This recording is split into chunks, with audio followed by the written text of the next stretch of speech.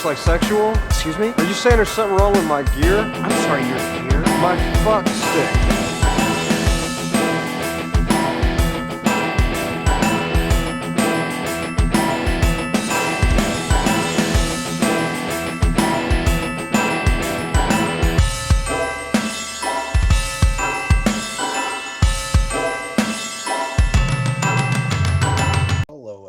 And welcome back to the Nerd Dude Movie Podcast. Disappear. I'm back with these holiday gents, and we're here to review 3 Christmas-themed movies. So they say. Holiday movies, if you don't like the word Christmas. It's just Listen. We got to understand what the word Christmas is about. First you got Christ, right? And then you got math, as in a math gathering of people, right? That's the Christ math. We're going to gather together, and we're going to do some movie reviews. All right. I don't know what accent that was. Have you guys ever come across someone who doesn't like the term Happy Holidays, like they get upset about it? I don't get upset about it. But Once or twice, not a lot. I try to be polite. Like if I'm in the drive-thru or something, I say Happy Holidays. Like God forbid somebody celebrates Kwanzaa. I don't want to offend them. The actual person you're describing, Anthony, is me. I hate when people say it's Happy Christmas, Holidays. bitch. So I only bring this up because at one of my old jobs I had said to someone, "Hey, Merry Christmas," and they like went to get all offended because they weren't a Christmas person, and I cut them off. I was like, "Dude, it's a holiday for kids. It's gifts. Merry Christmas." At my old It's job, not meant to be offensive. Like I told somebody Merry Christmas. I was like, hey, Merry Christmas, and they nodded at me, and I got in trouble 2 days later because they reported it to my company. Was it a secret shopper? And No. then we got an email. Is it the same place I worked for or no? Yeah. Because then we got an email telling us not to say that. You know what I do in the holidays? You want to avoid this? It's real simple. Everywhere you go, oh, look, just say that. And then you're saying, praise be to God, and you don't want to offend anybody. And then find yourself in the unemployment line. Matt says everywhere, he's not allowed in like 75 stores now. I'm just saying, you're fighting through Black Friday. Nothing helps clear the line because people know you're with God at that point, so they don't want to mess with you. So just go shouting through as you sprint towards the TV. Oh, look, bud! And they're going to move out of the way. They're very respectful of your religious godlike beliefs. Matt shows up at Black Friday lines dressed like the Pope just to clear the line. Bless you, I need this $300 LCD, thank you. Dude, Walmart was walking through fucking like...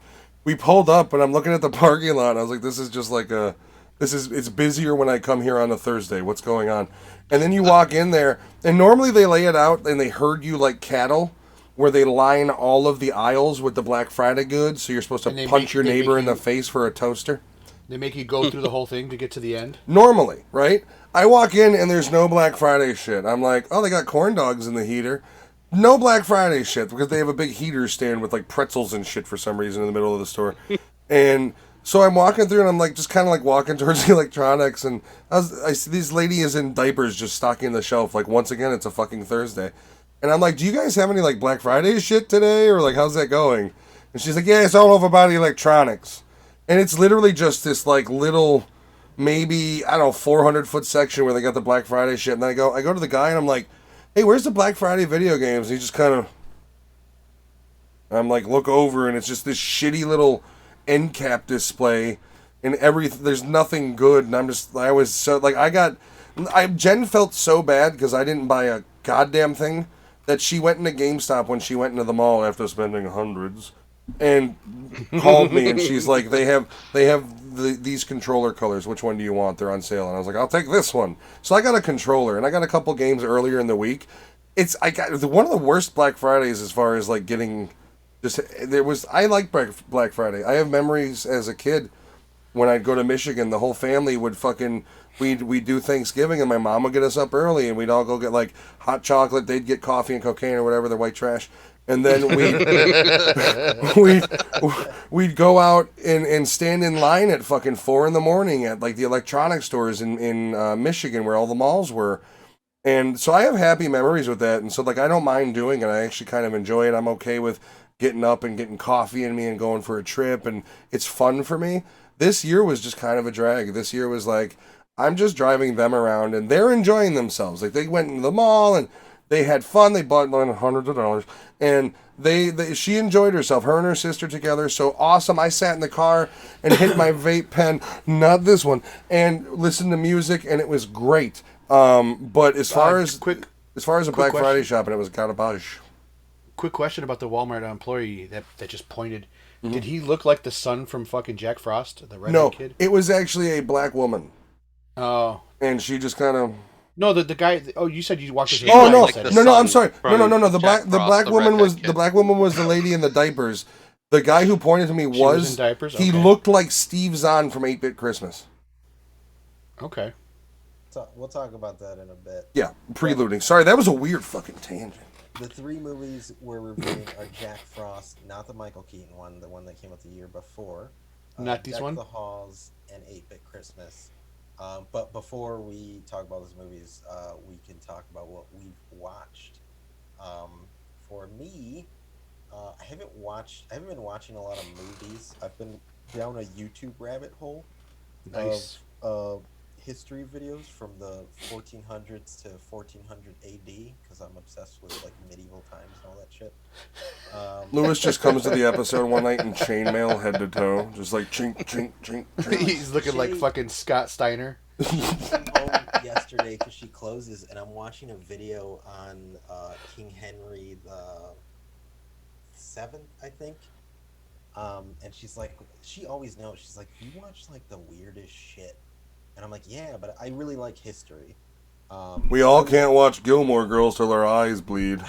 I haven't started it, but I was looking for a good history show, and a lot of recommendations are The Last Kingdom on Netflix. I don't know if anyone's Yeah, it's good. I wanted to check that out, yeah. It's good. But yeah, other than that, I've also been watching on YouTube, because I like history, a comedian I really like, Eddie Izzard. Yes. I've been watching a lot of his specials. You guys know that he came out as officially, like, he's always been trans, but he's like now fully embraced it. Mm-hmm. Although I love him, and I will say him and her, because he makes jokes about like just like flip flop. Like he's always like embraced that side, but he knows how to make fun of himself. Tell me he isn't awesome in Mystery Men as one of the Boogie Gang. Yeah, Oh yes. I mean, I still to this day have not watched the whole thing. See, I get the feeling that she, I don't know what they identify currently. I don't feel they give a shit. Like, they're, like, Eddie Izzard, I don't feel would get offended. Unless you were, like, purposely mislabeling. Malicious. Yeah. Which, here's the thing, no matter, like, how, and I think this is the problem with it, is there's one side is like, hey, accept us, this is what we want, and then, but it also always goes back to trolling almost, where it's like, it's now not about like, well, you know, you're trying to make me say certain things. Now it's more like, well, fuck you, it's malicious. And it's like, no matter how you feel about it, there should be an understanding that that individual feels a certain way about themselves. And if you are continually, like, if you're going to be combative, then don't communicate with them. Because they're looking for something that you're refusing to provide. And I think the problem is we need to try to stop forcing relationships where relationships shouldn't be. Like, that person just doesn't accept who you are. You need to leave them. Get rid of them. They're toxic to who you want to be, no matter what your spectrum is. Mm-hmm. Doesn't it go to that whole, you can't please all the people all the time? And nor should you try. I think if part of the coming out process and, like, in officially going into the transition of that is you kind of need to shed the skin of, like, and the problem is a lot of the times it's family. And unfortunately, like, if that's the direction you really want to go and that's the person you're going to grow into, it's not going to be possible being smothered by these entities. And that's anybody in life. And I think people need to learn that there is relationships that you shouldn't be in. And if it's your mother or father who doesn't accept you, then I'm sorry, it's still a relationship you need to disengage from in the best way possible of just, I'm not going to talk to you for a while. Hopefully at some point in the future we can come together, but right now you can't be part of my plan.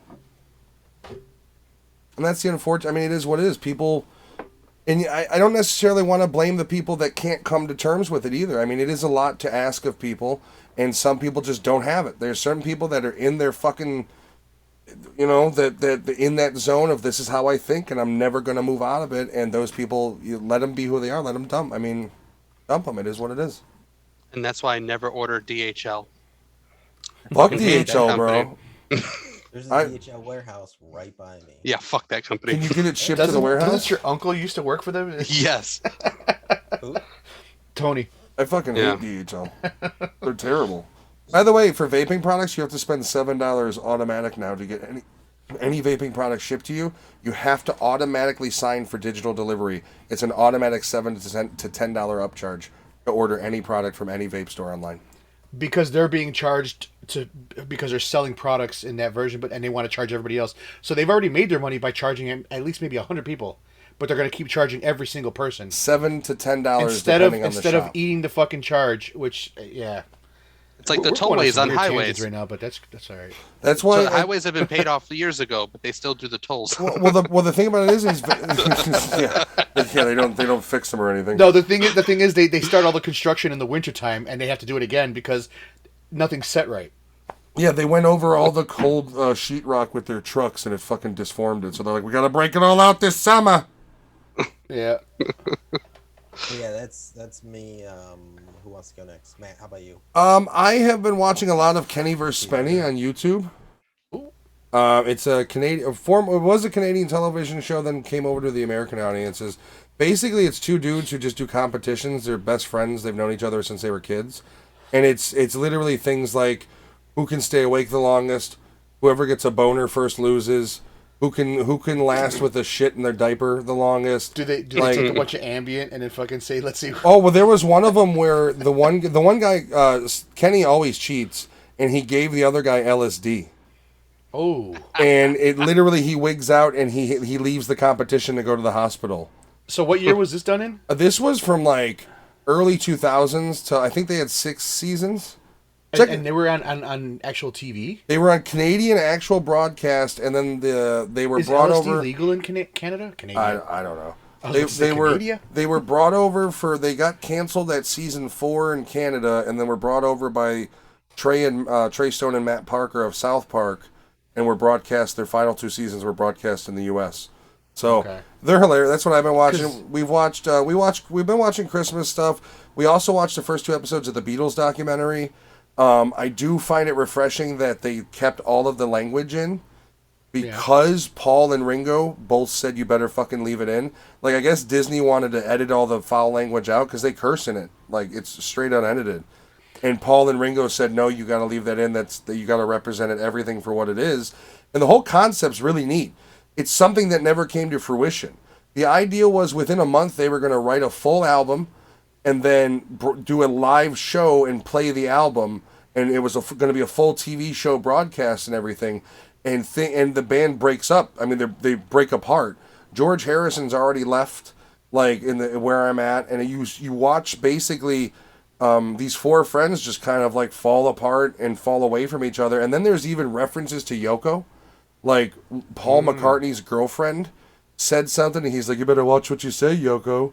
Like literally, there's open conversation about how she's getting in the middle of shit. Like, it's interesting. Oh, wow. If you're a Beatles fan, it's really cool. Isn't that edited by James Cameron or some shit? Peter Jackson of Lord of the Rings and fucking King Kong fame. Yeah, so it's really well done. They've cleaned it up really well. But we've been watching mainly that. We haven't had a whole lot of time for movies. We barely fit these in, to be honest.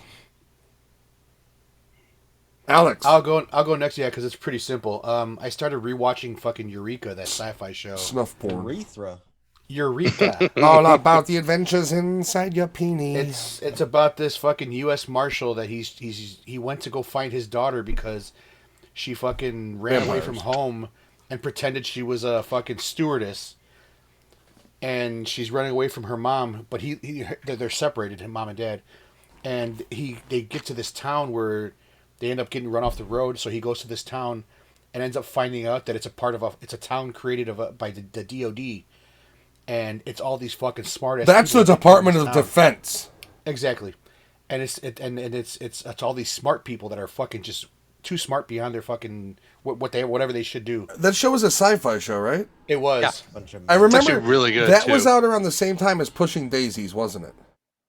Yes. I remember seeing the box art at Best Buy or one of them, like right next to each other. Yeah, that was on Channel 7. Yeah, that was on or ABC or whatever you want to call it. That was a show I think my mom and I wanted to watch because we used to watch a lot of TV together. Eureka or Pushing Daisies? Pushing Daisies. Eureka, I've seen a I little bit like of. Pushing Daisies. I'm always weary anything sci-fi. Yeah. Although I feel like oddly, if Firefly would have been on Sci-Fi, I would have got more seasons. Yeah. Oh, yeah. It probably would have. Fox is just a shithole. At the old Sci-Fi SCI. Yeah, the original Sci-Fi. Or The- FI. yeah. But the SYF. SYF. This SYFOY. I don't know the new way they spell it. Whatever. Giovanni's been Yeah, watching nothing but scat porn. That's about it. So, Giovanni? I've been watching a lot of porn. No, Furries, I hear. Yeah.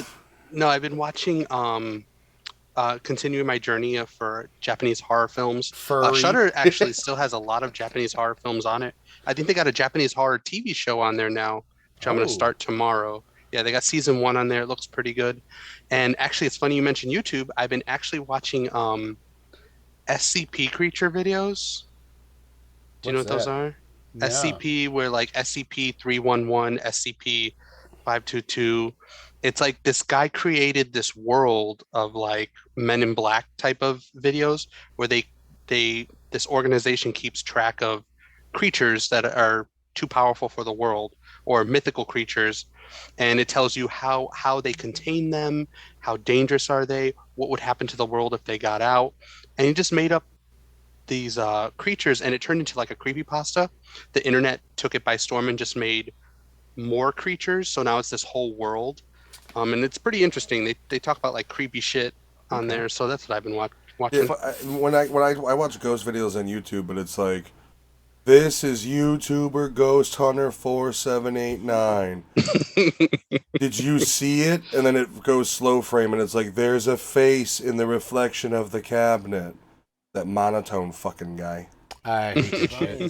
is there like a YouTube page that shows all this, or is it just a bunch of people that make videos? Now it's grown so much. It's just a bunch of people. There was actually a podcast where the original creator, but I felt so bad for him after season 1, and it did really well.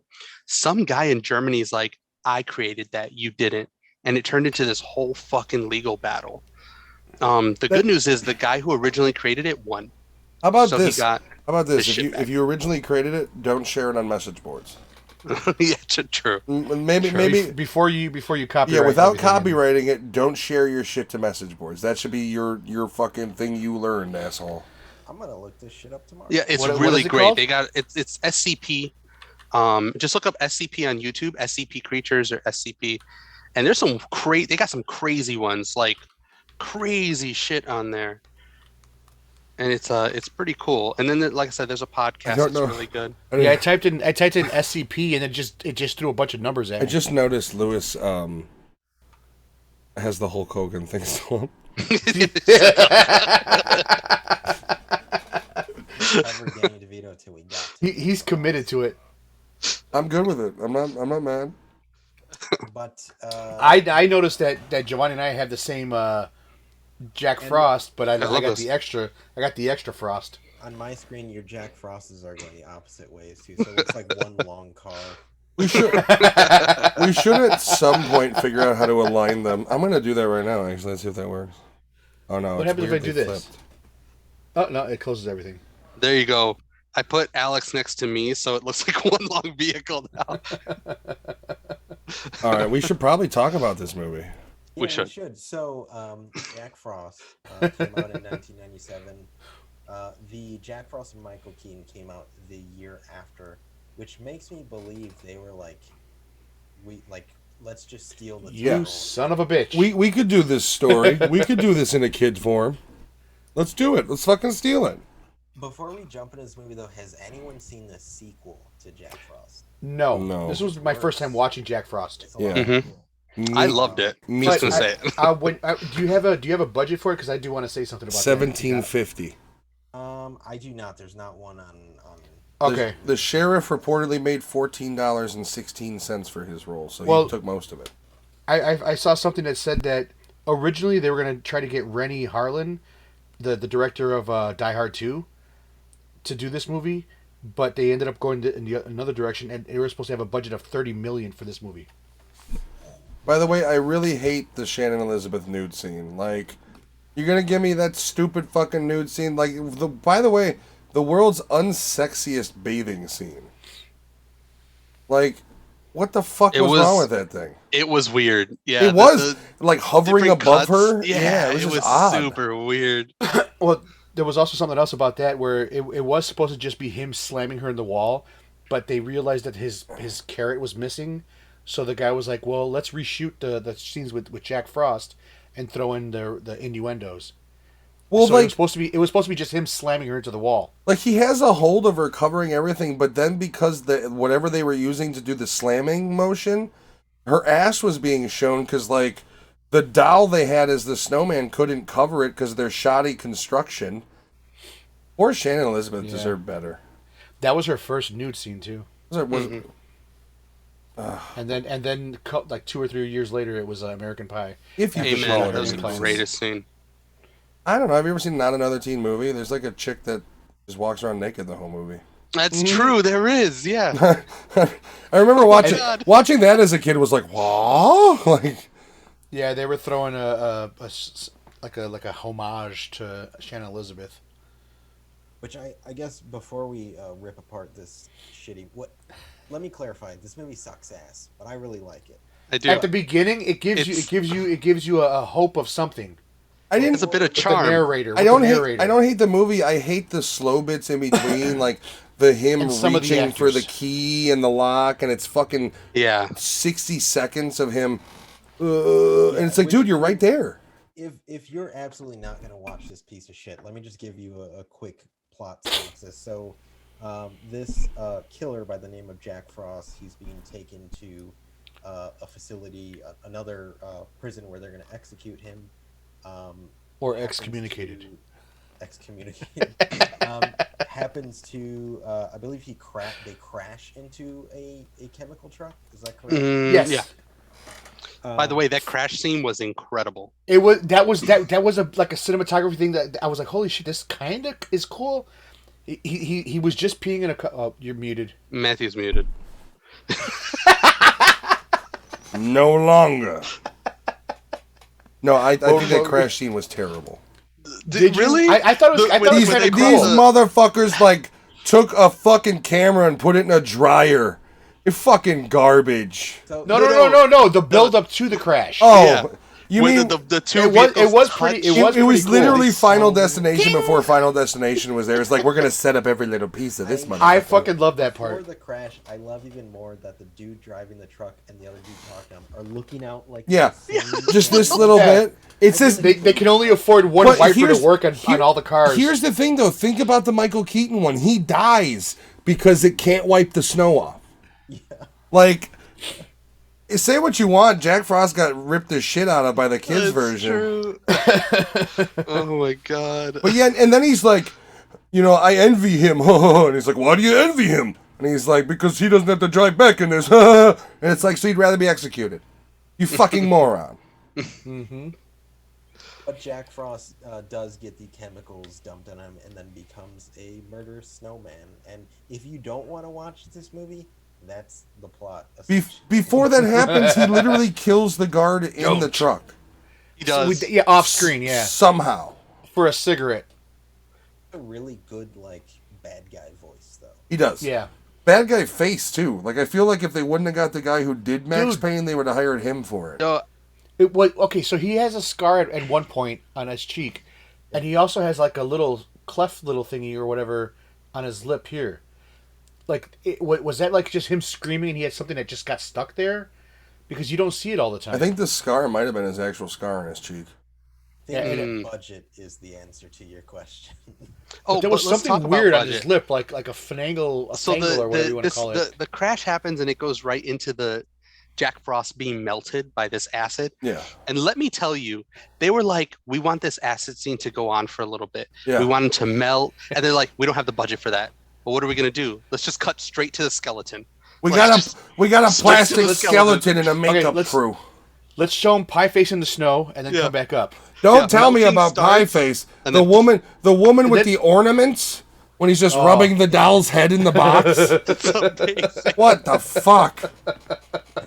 I'm watching that and I'm like, Good. I Really? like how he strung her up though. That was funny. with the lights. David Kill. Then you get he literally has an axe, but no, he's not going to use the edge. He shoves it fucking grip first into the throat. Handle first. Oh god. The sheriff is like a mix of slightly competent and fully fucking stupid. Like, well, yeah. Speaking of the sheriff, when you drive up on a scene, you're with your family and you see some fucking lights, and you come up and you're like, "Hey, what's going on?" Keep moving on, FBI business. Well, I'm the sheriff of this town. What's going on? That's what I would have said.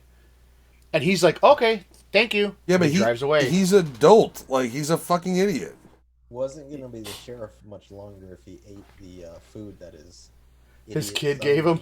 Yeah. Antifreeze. Oh my god. Yeah, that whole part of like, do you have antifreeze? And then all of a sudden he's got a pickup fucking truck flatbed with plastic sheeting. Like, they literally... No, he did drop the tarp down. They literally they were probably renting that truck and didn't want to harm it with their green, disgusting colored water. So they fucking like, get a tarp down there. Seriously, we can't afford this. Get a 65-foot tarp. Seriously, you can Put 'em drench him all you want. Fuck that guy, but you can't hurt the truck. We got to return it tomorrow. We're also going to dump the kid in it. The way this movie is filmed, though, Anthony and Matt, because I don't know if Alex remembers this. Some of the cinematography's cool, though. The I guess like the screen itself and the way the camera style is, the view of the footage itself kind of reminds me of like Goosebumps. Yeah. Kind of has that, like, you know what I mean? Yeah. Almost like a Halloween Town filter. Yeah. Because it's also all filmed in weird. Canada. That might be, but no, Halloween Town and those were filmed in Maine, I believe. But Goosebumps is filmed in Canada. That's all. Like, was it? That's all. I'm pretty sure a lot of that, because it's all Canadian actors. That's all fucking, what do you call it? BBC? Not BBC, but they have their own fucking thing called. I can't remember what it's called. Well, I know, like, Tales from the Crypt was all U.S. filmed until, like, the final 3 seasons. That was all filmed in the U.K. Which had a noticeable visual change and actor change because it was all, like, British actors. Eddie Izzard was one of them. All right. I don't really know what else to say about this fucking movie. It's here's the thing: is it's a fun, just kind of dumb romp of a movie, and it is weird how many things that like the other movie probably did steal from it. Like, you gotta imagine the Michael Keaton one was in production, and they saw this, and where the eyebrows tried to emulate dude's eyebrows, then they tried to emulate him for Michael Keaton's. Like, no, make it look like Michael Keaton's eyebrows, like stupid shit like that.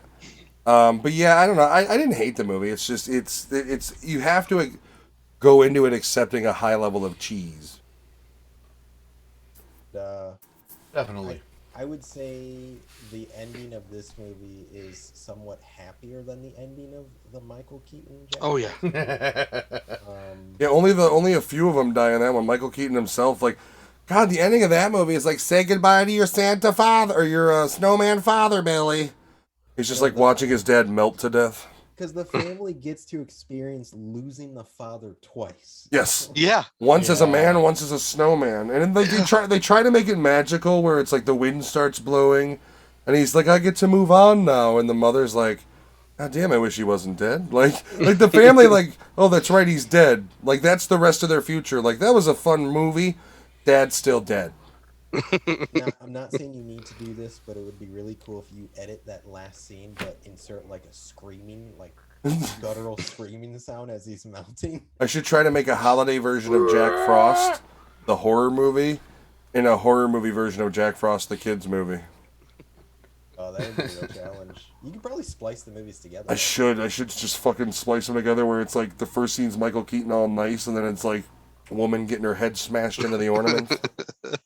I will say before we wrap up on this movie that I've worked in the automotive industry for over a decade at my old job. And occasionally you'd get fluids on your hands and, touch your mouth. Antifreeze is disgusting if you accidentally get it in your mouth. And when you touch it. Dunked in it. Oh my God. Great. You might want to get some lotion on that skin pretty quick. Yeah. Like, Dude, get a like wash and then lotion.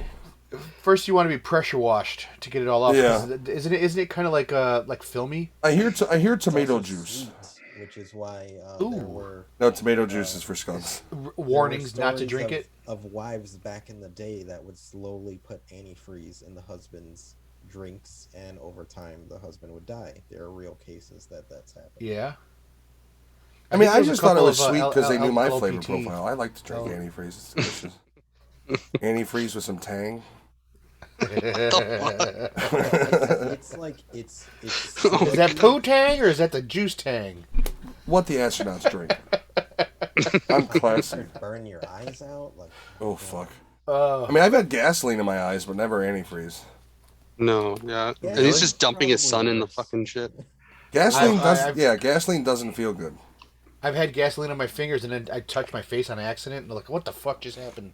Then Alex just, No. Is kind of weird to admit, but I do like the smell of gasoline. I don't mind. did it you? either, Oh no, yeah. I don't. I don't like the I don't mind the smell of paint either. I've heard people call it the Z-Man when they like huff gasoline and they start hearing the Z-Man and I'm like, what's the Z-Man? And they're like the wah wah wah wah wah wah and I was like, what the fuck is that? See, once But I again, guess Alex that's hangs what- with some really fucking fucked up people. Well, these were some weird people that I was hanging with at the time, and it wasn't Like- because I was like hanging with them. Lewis It goes was from because like, they I were don't. forced. Lewis is like, I like the smell, and Alex like, no, I knew some dude that used to. Yeah, I'm gonna describe it to you. Like, he's got some fucking former No, but these were acquaintances. people. These were people that I was forced to be with. That told me about Oh, this. I was okay. like, Alex used to hang out with a bunch of fucked up Vietnam vets back in the day. Right? Like cocaine and fucking huffing I gasoline. don't know what the fuck you're doing, man, but it ain't my cup of tea. All right, let's do hot dogs. I'm gonna start. I give it a 2. I don't hate it, but I don't love it. That's about it. Next. I'll go, man. I'm gonna go with 2.5 because I did like how it started. I did like some of the cinematography of it. I did like how some of the shit was shot. I didn't care for the fucking one-liner bad jokes that the one fucking deputy He got had. iced. Yeah, it was. Oh my god. Yeah. And what was the other thing? The son. I don't know if that kid was on the spectrum. I don't know what. Like I don't know if the. Oh God. Yeah. He was really special and even showed in his acting ability. But yeah, 2.5 for me. And Damn, Alex thinks he's a bad actor. Goes straight to Spectrum Rider. oh no! The things that the Fuck. kid said, dude. That's harsh. The things that the kid said. I end up looking at him like, oh, Alex, he actually was. Good call. Good call. I guess. Whatever. Now, I mean, if your kid uses, for one, hold on, let me talk about that kid before I give the rating. Yeah. These parents are letting that kid waste a bunch of fucking food. If I came down and saw in the kitchen that Rory was making a spaghetti monster out of a bunch of my fucking groceries, I'd be like, what the fuck is this? Roundhouse. Yeah. Fucking flies across the room. He gets kicked Look, so hard. snowman. No. What the fuck? Why is this shit all over the floor? Yeah, and the mom's just like, I just cleaned the kitchen. Well, yeah, but I made these. I would have been like, Was he adopted? So Because it's- so did it's- she have red hair? It's one of two things. Either that kid is pretty weird, or you guys are such shitty fucking parents that you let him do whatever you want. Yeah. yeah, I'm gonna go with that one.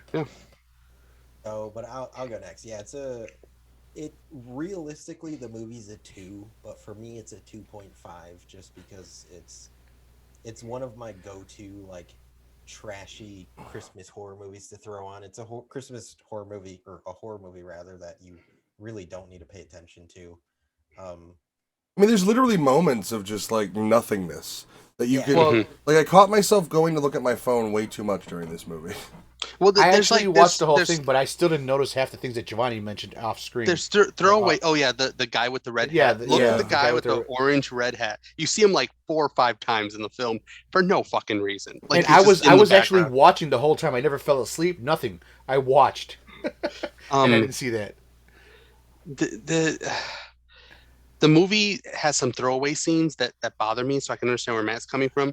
Like where the sheriff is going back into the sheriff department. It's dark outside, but he looks at the moon and they show the moon. Like we know it's dark outside. Yeah. Yeah, we get it. It's late at night. Yeah, Yeah, I'm like, all right.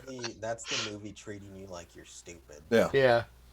Come on. Might be a werewolf movie. No, we know what's going on. It's a fucking haunted snowman. Come on. Yeah. And the weapon of choice are hair dryers. That was weird too, yeah. It was really weird. The whole scene was What's your fucking. rating, Giovanni? Oh, for me, Yeah. I'm gonna agree with you. It's definitely a 2, but I'm going to give it that 0.5 because Shannon Elizabeth's in it. That's all I got to say. Light side boob and A little bit of butt. A little bit of butt. You get a little bit of butt. All right. So, anything else left to say about this wonderful Christmas movie edition? I kind of want to see part 2 just cause. Yeah, no, I bet it is. Is it the same actor that plays Jack? I think so. I mean, not in person, but might be. Snowman. Let's see. What is it? Scott McDonald. What has he been up to these days? He's been working constantly as a character actor in like one-off roles. He did do something in 2020. He did two somethings. He actually does a shit ton of voice act work. Mafia 3, Bionic Commando. Ooh, Bionic Commando wasn't a good game. Yes, he was in the video game of Jack Frost. There's a video game? Gotta review it now. Anyways, let's be done with this. All right, we're gonna move on to the next one. We'll take a quick break. What is our next movie again? Deck the Halls? The Halls. Yes, sir. the Dickety Halls. Be right back with you guys. God damn it! I just froze again. Yeah, he just froze. You were biting your lip, too. Someone just give me hand signs in case I'm freezing. I'll do Alright, this. so the second movie we chose is Subtle. Deck the Halls, which came out in 2006. This one I did find a budget. It's 51 million. Box office was 46.8 million. 20 million went to Matthew Broderick's greedy little fucking hand. Yeah, and for cast, I won't go into everyone, but the two main stars are Danny DeVito as Buddy Hall and Matthew Broderick as Steve Finch. Fred Armisen is in here as well, playing Gustav. Yeah, culturally appropriating the Germans. Yeah. Yeah, well, he's notoriously played roles kind of making fun of Germans and Slavic, especially on SNL. Yeah. Isn't his wife like in one of those Meredith Grey hospital shows? She's familiar. I just don't remember what else she was from. Where the fuck is he? Now I want to find out. His wife is Natasha Lee. Oh, his wife is very pretty, actually. I don't know what the fuck she does. No, I meant the woman she who was in plays Orange his Is the New wife. Black. Oh. The woman. Oh, the actress. Yeah, wasn't she in like one of the like medical like Meredith Grey's Anatomy type shows, or something along that? Her face was I recognized. I just don't remember what the fuck she was in. Like a doctor show, right? Yeah, she I does feel look like it. familiar. Yeah, she looks really familiar. Damn, his actual wife was she's been in a lot of shit. She was in Star Trek, so I'm good with it. I mean, the problem is Was it She's Gillian Jessica in American Vigman? Pie. if the problem is if you talk about Fred Armisen though, and yes. like his wives, isn't he like a notorious kind of piece of shit when it comes to women? Which one's that? Fred Armisen. Fred Armisen. Oh, yeah. Like He was dated yeah. Potato Face. He was married to her. Oh, So- maybe that's why he hates women. Two things about the two actors or actress, whatever. Speaking of, Fred, he was in that guy Last Man on Earth, that Fox show Mm-hmm. that One got was canceled, but canceled it and brought back. yeah, but it was a decent show. He was a serial killer that ate people, Oh wow. and the wife was Gillian. She actually said that during the whole filming of this shit, that Danny DeVito only flew in to film his scenes, Ew. and Matthew Broderick was so fucking depressed that he hit rock bottom. Well, I'm telling you, he probably was like, I guess this is what my career's come to. Yeah. Christmas movies. And then the one that played Danny DeVito's wife was also like in her own little schlup because she divorced her husband during that time. Kristen Chenoweth. So like 3 of the actors during this whole fucking time were like in a shit fucking mood. Now, to that point, that's how you can tell when you watch this movie, knowing that who's really good at acting and who isn't. Why, 'cause Matthew Broderick is not. phoned in this entire movie. Danny DeVito's all in, and Matthew Broderick looks like literally half the movie he's in his fucking robe. Danny DeVito only showed up to film scenes and he was still looking like he fucking was there to fucking work. I will say this set was pretty cool because it's nothing but a giant set, but it's pretty neat. It's a big, cool set. How would you guys feel if you were like there fucking watching the fucking the show, and then you're seeing 3 girls pop up on stage, and you're cheering them on? Oh, that didn't. Oh, that was such that a was cringy disturbing. Scene. Yeah, That was such a cringy scene. Yeah, I don't Also, understand the. By the way, and the whole like twin daughters thing is a little weird. Yeah, I know. Yeah. Also, it's not something that a normal person would actually yell, unless they're single and drunk. And 2 of these guys are fucking married with children. It's not something you would It's yell. not only that, like Matthew Broderick's character, just being Matthew Broderick it was out of place. It was so out of place. It Yeah, was because really he doesn't awkward. play anybody but himself. Yeah, and himself is just a fucking bum. For context, the twin daughters and which are Danny DeVito's character's daughters and Matthew Broderick's daughter come out doing Santa Baby type shit, dancing, and they both start cheering them on, like, oh yeah, I like this show, and then they find out that it's their daughters. I will say Danny DeVito is basically playing the same guy he was in Twins. Yeah, oh yeah, He's just a sleazy con At that guy. point, yeah. Minus the ponytail. Yeah. Yeah. Like, he's basically Brought back just... the ponytail. He must have killed Schwarzenegger or something, or sued him in a business deal, and now he's doing that and trying to be seen. What a stupid goal it is to try to be seen from fucking space. I know. Isn't it But it's based a on goal. a true story, though? Isn't it based on a true story? Yeah, Bam Margera did it on his fucking Christmas episode. Did he? Yeah. I think somebody else did it too, but yeah, oh shit, that's weird. I want to be seen from space. With that Bam said, though, Margera, dude. Danny DeVito's character, I understand a lot of his never being happy. He's good at what he does, but Yeah, like I get that. I've actually seen it in my starts a job and stops it. yeah, in my wife. She actually had a portion when we were together. She actually had a portion of our lives together where she was really good at her job, but was never happy where she was, Mhm. and she kept jumping office, and she finally found one that worked. But I see that, like, so watching this That's movie, been my entire career. Yeah. Yeah. watching I this agree with you. movie, I That's related myself. to Danny DeVito's character, because I've seen it. I've seen what it's like. I understood what it's like. I've seen her at her lowest when she was, like trying to find a really good job. She's like, nobody's taking me seriously. And so I understand where he was coming from when his character was like, I'm bored of what I do. I do the same thing. I know I'm good at it, but like, I want something more. Like, I totally get it. He gets bored at what he does and he stops doing it. That's the difference. He just, and then he puts himself in debt. At least that's according to what they portray. I mean, he doesn't start off on a good foot. He does, like, you're introduced to Danny DeVito by him stealing the paper. And No, the coffee. they move And in his the middle of the coffee, night. yeah. They move in the middle of the night. That's the worst Yes. part. Is So they're moving in the middle of the night. Yeah. He nail guns his lights on in the middle of the night. Like, the dude's got peculiar timing, and, like, I would understand. Like, I'd understand the neighbor across the street being like, if this motherfucker doesn't stop, I'm gonna shoot him. Like, that's what a real man would say. Like, I'm gonna fire one in the air, and if he doesn't stop fucking nailing in at 2 a.m, well, the next one's going into his shiny dome. I can't fucking do this. It's Matthew Broderick, so he'd hit him with his car. Is that too mean Oh. of a joke to me? Can you please? It's accurate. It is. Accurate It is. in an Acura. Wouldn't it be great if he was driving an Acura? Oh, It was a what kind of Volvo, car? but Now I want to research that. What kind of car was he driving?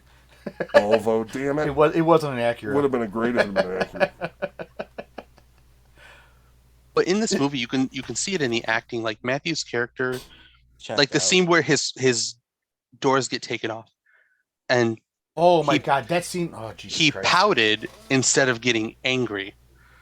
Like in No. the car where he's like knocking on the fucking. The first Like, thing, what the the fuck is first that? thing, the first thing is, whose RVs are blocking my driveway? Oh, that's mine. He's taking a fucking swig out of beer, dude. Move your shit. I don't. Oh, Think you don't really wanna move was it? His though. I thought he was just. Well, no, lying. he said one of them was his. Oh. By the way, Danny DeVito is basically just if Uncle Eddie moved next door. Yeah, a shorter Uncle Eddie. Yeah, like just same guy, just in a different body. But Danny that's- DeVito in this movie pulls his pants up 3 times. Nice. 3 times where he almost loses his pants, and I love it. I'm You still always have the fun horrified facts. by You During always the have the fun ice- facts. I'm during the horrified by ice the skating penguins' scene, white my ass. wife during the ice skating scene, my wife's like, "Is that really Danny DeVito ice skating?" And I was like, "Why? Because you think people that short can ice skate?" And like her face got all red. Just like you are a Well, midget. Matthew Broderick actually trained for like 2 or 3 months to fucking ice skate. Did he really? actually All Yeah. of his energy and from his craft went into that. I know. Yeah. I don't. And it exited with his fucking acting ability. Meanwhile, Fred Armisen knew how to skate the whole time. He's just like, fuck it, yeah. And I don't know if it's just me, but like, so when I first started the movie, Fuck it, because yeah. I don't remember this movie, so rewatching it again, I didn't. you know, either. brought it back for me. I When I think first watched This it, is my second time watching it. I don't remember a lot of it. Matthew Broderick's character, Steve Finch, when you start the movie, I got the feeling, and I'm like, man, I don't remember it being like this, that he was somebody who didn't like Christmas. He just wanted his family to get together. He wanted Yeah. the family look. But halfway through the movie, Matthew has that conversation with Danny DeVito's character where he's like, I am the Christmas guy. And I'm like, when? When were you the well, I Christmas? mean, he don't does have the understand. advent In his calendar and everything, respect. and on the piano they do have a giant Christmas village, so like he's got to be kind of into the spirit. But I thought that was his wife. I took it as like he's like a pathetic loser, and that his Christmas tradition is all he has that brings him joy in life, which is really sad when you think about it. I that do way. find his line in the Yeah. beginning when she's like, "Are you sure I need glasses?" and he's like, "You need a telescope. We're gonna use glasses though. We're gonna settle for glasses." That's a good line. It was very funny. Oh man. No, but they also reference him as mayor at one point in the beginning. No, the mayor is the dude who is telling the guys to put the lights on. But don't they like call him mayor twice during the? I guess is that like a mayoral like? The only one I remember honorary is him thing during calling Christmas? the mayor when he's like mayor. Yeah, and I heard it the third time. They called him mayor. Mayor. But I could have swore that they called him mayor twice because it was Christmas time, and maybe Not that's why they sure. were calling him. I don't know. I know he's head of the I guess the Christmas Yeah. parade that they got going on. I know he's like in charge of that. Also, the like green screening they did, like when he's in the sled going down the hill, Yeah, is just bad. fucking awful. Oh. Like worse than Air Bud awful. Well, it did not make its budget back, so that would make sense. Oh wow, did it? I don't think it's an awful movie. I just think you have one guy, Danny DeVito, who apparently just gets flown in but still does an impeccable job, and then you have Matthew Broderick, who like, I'm pretty sure half of the movie he just wakes up from his trailer and goes like directly into filming because they're fucking boring. He's just a fucking chode. Yeah, he is. I want to know how much their power bill was. Right? Oh, like, yeah, Yeah. that would have been fun. you want to talk about Mother Earth? You know how much fucking drainage that is? Uh-oh. Well, when Gunshots? Danny DeVito's Oh character god, MTV is Yeah, fucking my- reusing this. was Cat talking is, on the stealing phone. the Christmas tree. in the movie, I thought he was talking about his power bill, but no, he was talking about flying more stuff in to put outside Yeah. the house. Oh yeah. And it also dates the movie with everybody breaking out their flip phones to fucking put their lights on. Batavia, Illinois. Yep. That's where our office is. Oh. Nice. No, that's 8-bit Christmas you're thinking of. Right. Yeah. Yeah. This was a non-disclosed fucking suburb that had It black never black once- skies. Did you notice at nighttime the skies were Yeah. just fucking pitch black? That was the top Never of the once did they studio. mention Does this a say location. where this takes place? No, never once did they mention Takes it. place in Hell, Michigan, No. It was filmed in Canada. in a Holy shit. studio. But you're right. If that's a small town, there should be a starry sky, and there isn't. It's just blackness.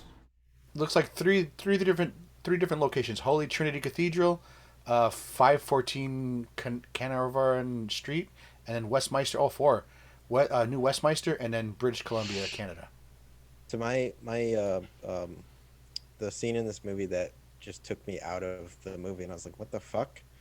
is when the girls are at the hotel, and Okay. somehow, let's say this hotel is not close to the houses because they drove away.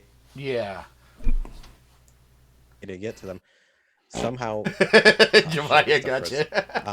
Somehow they make a light trail from the hotel all the way back to the house. Like, how far away was that hotel, and how much light did they have to use? Well, all of them. I also like there's certain movies that do the two rivals have to come together to be greater than the sum. Like a movie like Guess Who does that right.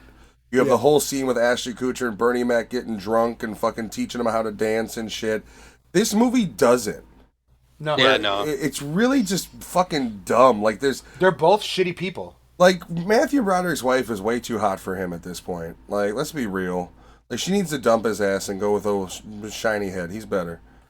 His real wife used to be face. best friends with his fake wife. Yes. In this movie. Yes. He definitely upgraded with the casting choice. Yes. Yeah, I don't know. I don't hate the movie. It's just not one of the favorites. Like, I know Jen likes it a lot. I like it because of Danny DeVito, basically. Like, He does make this movie. yeah.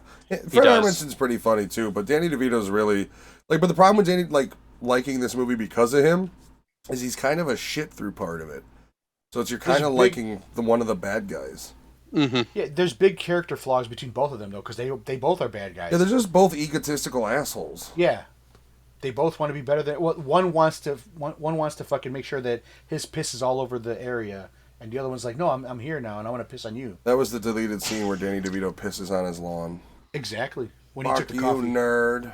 When he took the coffee and the fucking paper. He takes his hot, steamy coffee shit right on his tree. That he didn't like, but his wife loved.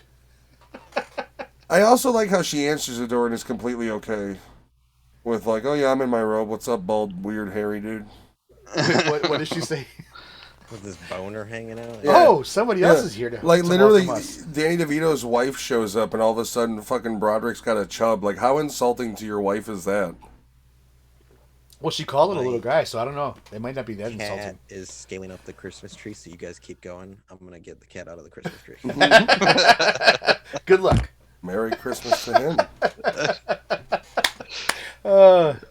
This is better than live TV? No?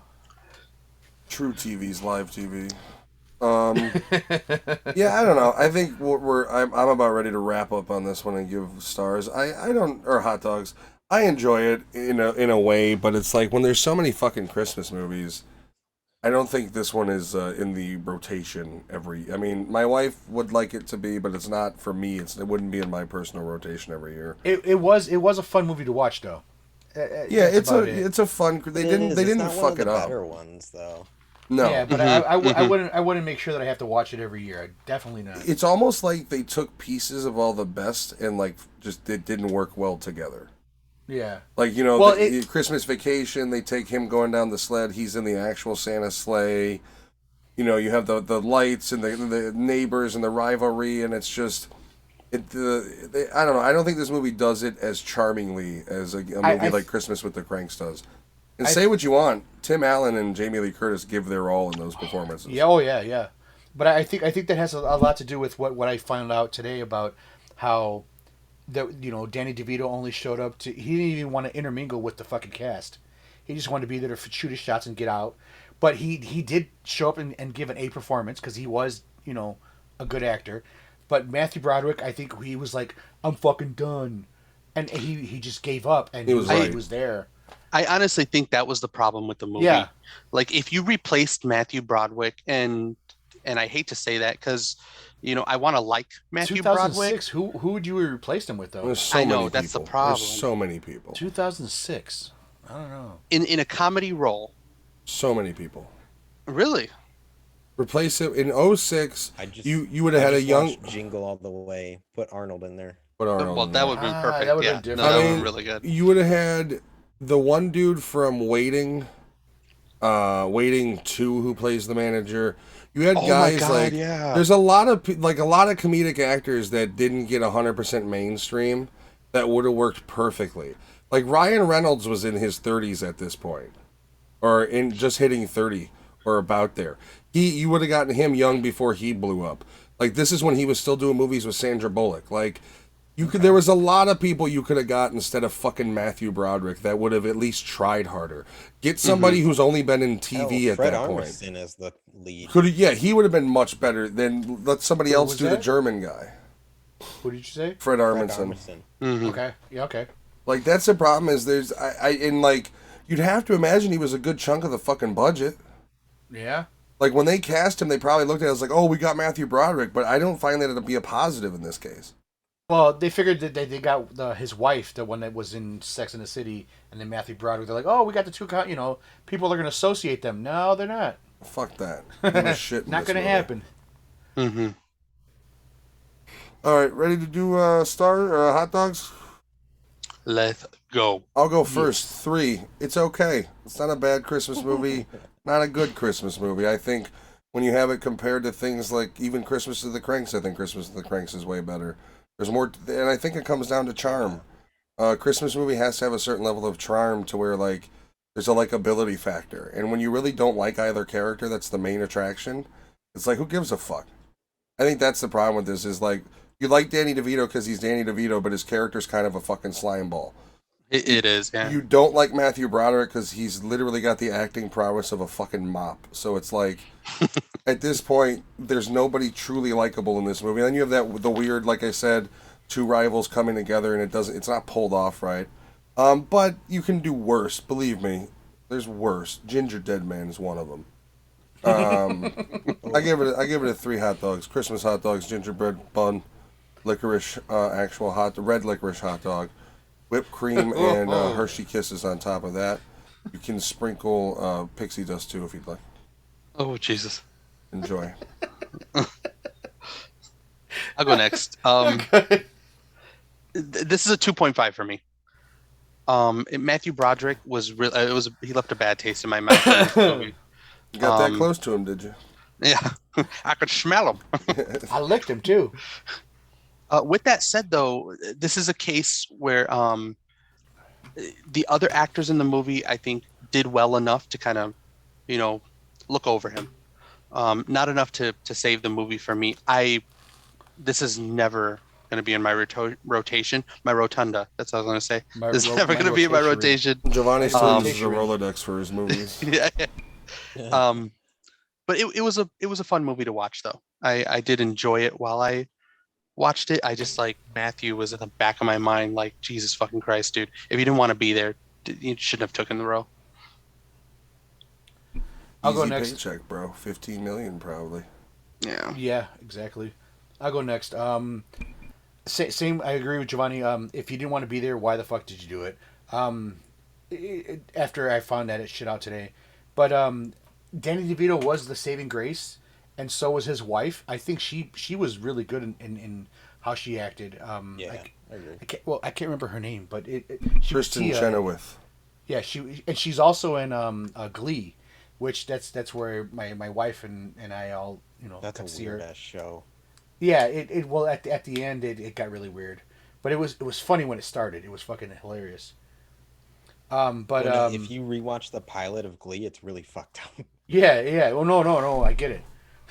Well, even especially considering that one dude was a pedo, wasn't he? The one actor, the yeah, bald head guy, yeah, the beefy fucking muscular guy, whatever he's supposed to be. Pedophile. Yeah, but I'm talking about the character he played. But yeah, it's a 2.5 for me because Danny DeVito and his wife, what was her name again, Matt? Kristen Chenoweth. Yeah, those two were my saving graces for this film, and some of the other supporting cast members, Hugo fucking what's his name, Harley from fucking Lost is in there too. Hurley. And he makes a little bit of a comedic fucking relief, but it wasn't much. But if they had him as a whole, I mean, the problem is it's like don't cast me in just fat characters. It's the same thing as Peter Dinklage saying don't cast me in small people characters. Right, but it is fucking what it is, bro. I'm sorry, Chris Farley didn't get cast as a model. Why the fuck would you lose some weight? What do you want me to say? But if they made him a character throughout the whole movie, it would have been kind of fun to have him. But they only made him like a passing character, so that was kind of cool. If I would have had him as a character in the movie, it would have been solely, you would hear nothing but his heavy breathing in every scene. Hey, you fat fuck coming to check out the lights. Can you stop calling me that? Yeah, sorry, you big piece of shit. That would have been my rated R version of this. Just the only fucking foul language would have been them trashing him for being a big fat pig. With that said, yeah, 2.5 for me. Anthony? All right, so I'm gonna give it a 3 because it has to be slightly higher than Jack Frost for me. Yeah, right. Um, Dichotomy. but I did, because this movie flopped. I did look up a quick list of bigger budget Christmas movies that flopped or like Fred done Claus. terrible. Yeah, Fred Claus. Yeah. A movie called Unaccompanied Minors. Oh, I know that movie. That one was with Never Triple heard of H. it. That was Triple H. That's, Yeah, Surviving Triple H movie. Christmas with Ben Affleck. that was filmed in Illinois. Which one? Christmas with the Cranks. Surviving Christmas. Part of it Okay. was. Jack Frost, 1998, and then Trapped in Paradise with Nicolas Cage and John Lovitz. I love that movie for some reason. They all were did Nazis. terrible. All did terrible. But yeah, this movie is not on my rotation. Honestly, I hadn't seen it in a very long time, and I am the biggest Danny DeVito stan out there. But yeah, he pretty much made this movie, as well as the supporting cast. Broderick, I don't know if he just really needed a paycheck, but you can literally take him out and put in any other character, any other actor with a little bit more levity. What's funny about that is his wife already is established and keeps making money, and he just wanted to make a film.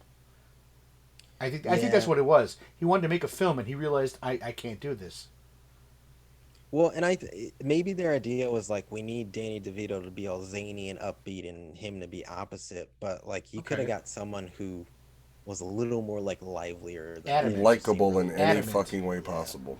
Mm-hmm. Yeah, I He kind of didn't look like a puppet. He drowned in that pond. God damn it! I kind of hope he. I like how all three of us did it. That would have been a perfect way to end it. But yeah, that's me, because my shit keeps freezing. We'll be right back with the final movie. A quick review for 8-Bit Christmas. The basically 8-Bit Christmas is the movie version of I Live in Chicago. Oh, absolutely. Be right back. Okay, and the last movie of the night, which is a brand new movie. We often don't do a lot of new movies. Brand new. This one we kind of chose on a whim, because we had a movie, which you might have heard in our last week's episode. We said we were doing Krampus. We kind of switched it out for reasons of there was a new remastered cut coming out with more footage. So we'll eventually It's like the do that. 11th or something. Yeah, and it's supposed to have a lot of extra shit in it, apparently. Pause. What? Press pause. Oh. In relation to 8-Bit. But yeah, so we swapped in 8-Bit Christmas, which I had seen like some trailers on HBO Max. Yeah. Mm-hmm. Yeah. And I honestly didn't know what to expect with this movie. I couldn't find a budget because it's on HBO Max, but the runtime is 97 minutes. And three of the big cast members, you have Neil Patrick Harris, June Diane Raphael, and Steve Zahn. So this is like the fourth movie Steve Zahn has ever been in.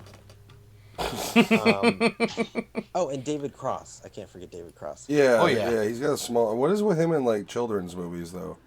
I don't know, it's a little creepy. Like, he said how he hated doing the Chipmunks movies and it was only for a paycheck. Is this one clearly for a paycheck, too, then? I don't know. know. I mean, he had a bit more than a cameo in it. Yeah. He was like God.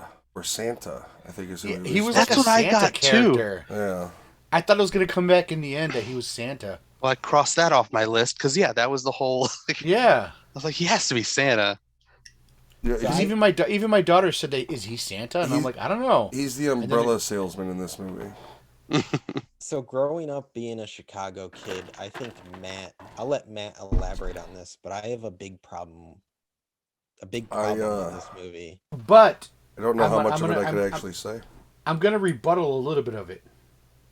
because I do believe in what you do say, yes, but then there's something like what, yeah, but they would still use different terminology.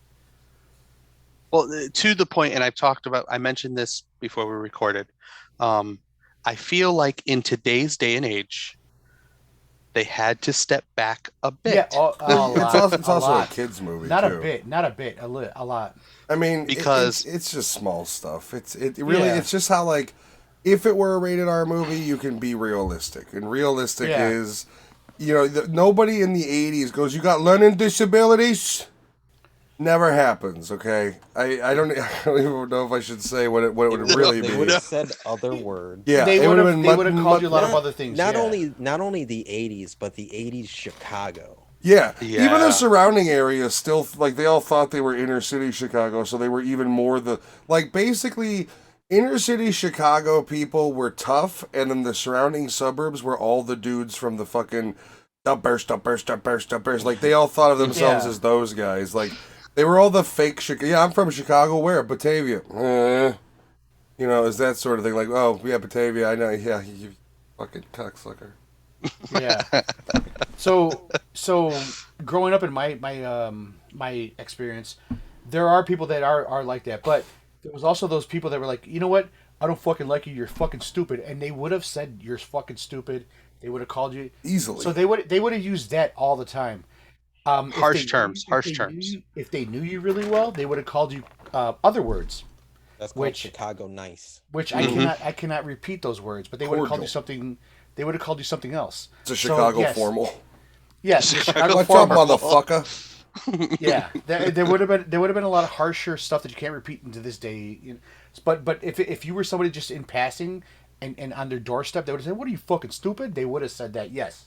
Now, if you're not from Chicago, what we're saying you might not find funny, but this review is being done by 4 Chicago kids, so Yeah, not you Batavia. gotta hear us out. We're not from Yeah, Batavia. no. not fucking nice. Like, so here's one of We my were big. we were 2.3 miles away from fucking Wrigley Field. So the fact that it's Batavia is one of the biggest problems with this movie, because it's Batavia, they all have some form of money, so they have to have an uber rich kid to be the evil kid with money. Meanwhile, how many fucking references does Steve Zahn and the mother make to them being tight? Like, they tried to force you to be like, oh no, these people didn't have money. No, bullshit. You have a nice home. You live in Batavia. Go fuck yourself. Like, you are already in a more privileged section than the city you claim to be representing. At that time. Go ahead. Still more money than the inner city. When we were Yeah, watching this yeah. movie, because Steph sat through it with me for a little bit, and then she got on her phone, and I was like, "Get the fuck out!" So when we were watching this movie, I literally paused it, and I was like, "Go to your room." And she's like, "Are you serious?" Oh, She'd wow. talk to me for the rest of the night. But watching this movie, she was like, "Hey, the main character's house." She's like, maybe because I was explaining the same thing. I was like, "Nah, these kids have money," and she's like, "But the main character's house, the house is always being worked on." I was like, "He has money to do that. That's a Yeah. hobby. Hobbies are He, expensive." he literally builds a beautiful treehouse. Like, who has Yeah. money? If you don't have money, who has money to do that? Like, That's the thing. They had money, but I do believe that his parents were also sparingly, because his mom was a teacher, and they made it seem like they didn't have money. And Well, they that's did what they can. That's what I'm saying. They make it seem like they didn't have money, so Yeah. so the average Joe can relate to them. Which, in truth, whoever wrote this is probably the person who actually did live in Batavia, who didn't get the NES. But in truth, their life was It still was a hell of a somebody who lot better actually than my lived the life, fucking yeah. life, Oh, yeah, living in the exactly, city. So, exactly. like, that's the difference. Exactly. Is like, if you don't get to claim you're from Chicago if you live in Now- Bolingbrook. Like, fuck off. My experience of growing up in Chicago in the area that we did, I was fortunate enough to have the type of parents I had that sacrificed certain things to give me what I needed, and I was able to get this Nintendo that they talked about, but it wasn't during Christmas. It had to be a couple fucking years later. And my parents And I sacrificed was me able for to finally things they get it. needed. So well, it's funny that because we had Matt, you were the friend of ours who had the Nintendo. yeah, but if you The remember, original? You remember we had it years later. The SNES we had as well, and then we didn't have a lot of games until Funko Land started clearancing them because like N64 and shit was coming out. The only time our NES games collection grew from like 10 to 30 was when I was getting them for $1 a piece at Funko Land. But I remember experiencing Nintendo Cool. through you. Yeah. In the really? kitchen, Really? on that little Yeah. shitty TV. Oh, true story. I had Nintendo, and I'm playing fucking karate. The karate man, the fucking kung fu. I remember. And here comes Giovanni. Power, boop, and everything turns off on me. You fucking walked up and hit the power button every time I was playing. But I don't remember that. I lived my Nintendo life. I know. But I only had one TV I could play it on, and it was the living room. And you would always come up and power, boop. You would always hit the power on me, and then I would get yelled at when I'd say, "What the hell are you?" Well, I wouldn't say it like that, but what are you doing? You should have switched the buttons so he was hitting like. It doesn't work. Then it would be reset.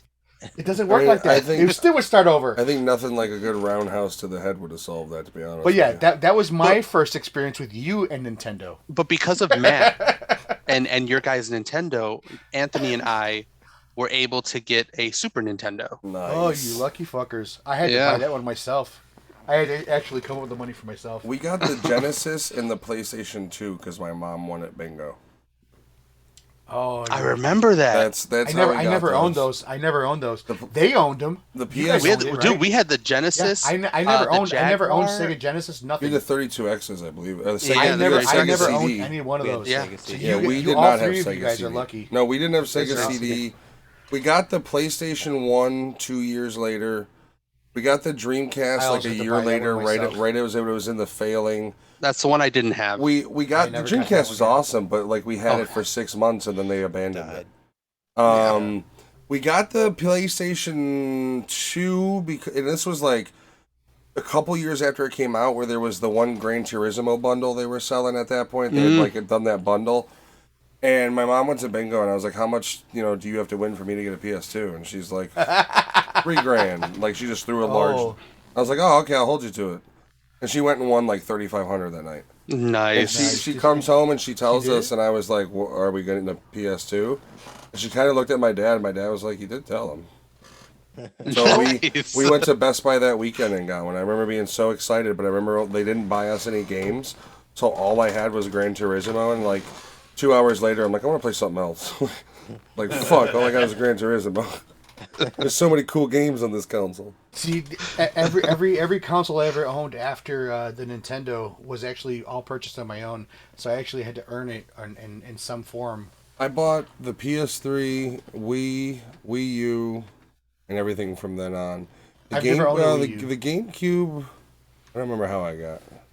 The Wii I Yes. waited in line for. I bought Alex, that when you GameCube. when you bought the NES, do you remember like how much per game? They were expensive. I don't remember. Back then, I think didn't the NES retail for like $400? It's And got the it's got to be games were, like, something. Dude, Zelda, the original Zelda on the NES was $100 back then. Yeah, It was- SNES games were like $60 a piece as well. I don't recall them. I don't recall, but I remember I had to earn a lot of fucking money just They to were get that. expensive as fuck. Yeah. The one console I bought on my own, I saved up money for. It was this glass, this like you put it in Virtual front Boy. of you, Virtual Boy, Oh god. and I Oh, I couldn't never did that. fucking use it. Oh dude, it because gave kids it would- seizures. Yeah, it was triggering it was putting pressure on my sinuses and triggering my asthma Wow. because I was asthma boy. But yeah, Wow. I used to take medicine. Rudy and to Manny prevent had one of seizures. those, and I played with it for 10 minutes, and because of it was just the red scan line graphics, Yeah. like you'd get off of it and you'd see red scan lines like you were the fucking Terminator. It was burning Yep. your images. It was burning your Yeah, eyes you really, images. yeah, like Oh, it God. was And I like was never so again. pissed. My parents were like, you have to return that. I was like, I fucking say this is the only thing I've bought for the first time. They're like, no, fuck it, you have to return it. It wasn't so worth the pissed. money. It really wasn't though. It was garbage. It might have been safer for you, like the Power Glove. Oh god. So Jen, not knowing anything about the Power Glove, as soon as they show it, I was like, the Power Glove's a piece of shit. Yeah. And she's like, what? And I was like, it was a horrible failure piece of shit. Yeah. And then I was glad they get to the point where he's like, what we didn't know was the Power Glove sucked. It's like, yeah, it was a piece of shit. It was funny because I was talking to Rose about it. And she goes, "Oh, that's cool," and she's like, "Oh, that's really cool," and she's looking at it. And I was like, and I was just waiting for it. And he goes, and the Power Glove sucked. And I was like, he's true. I was like, he's telling the truth. And she goes, why? I was like, all you could fucking do is fucking do this. Yeah. You couldn't do nothing else. You couldn't fucking. I will say this: if I ran from my dad into the mall to recover my retainer, when he caught me, he wouldn't have been like, okay. He would have fucking destroyed. We would have gone like fucking murdered. One of two things. You would have got your ass whooped in the fucking mall, or you would have been dragged out like this. Oh no, mine would have been in the mall because he couldn't contain his rage. And then when we got to the car, it would commence, and then home would be the finale, the crescendo. That's how that would have worked out. I appreciate Steve Zahn's acting because he sees that he's got it, and he's just, you hear his heavy breathing, like you hear him calming down. Like, as an adult man in my life, I've had moments where it's just okay. Yeah, the pressure anger he has in his face is amazing. Basically he's acting out his anxiety is what it is. Yeah. And I still have days like that where it's just like, calm down. It's okay. The retainer's there. Like I can understand that sort of it went from panic attack to, I just ran through a mall chasing my son. And I love how they described it. He's like, the way my retainer was explained to me was that it costs more than a car. No. If I don't come home with it, don't come home. No. If I don't have it, don't come home. That's what he said. Yeah. If I don't have it, don't come home. It's not like you lost your retainer. I told my kid, I was like, you know what? I was like, if that would have been me in the mall, I was like, I would have been dragged up by my arm, or my dad would have whooped my ass in the mall. And Rose was like, really? I was like, yeah. Happened. I wouldn't have been, if I'm playing NES and I lost my sister, it wouldn't have been getting yelled at. The first thing would be the concussion blast from my mom slapping me in the head. Yeah. And then it would have been, where's your fucking sister? You would have never heard your name echoing. No, she wouldn't have said it. You would have just felt it. It's almost like in a car accident when the car doesn't hit the brakes. That's what it would have been.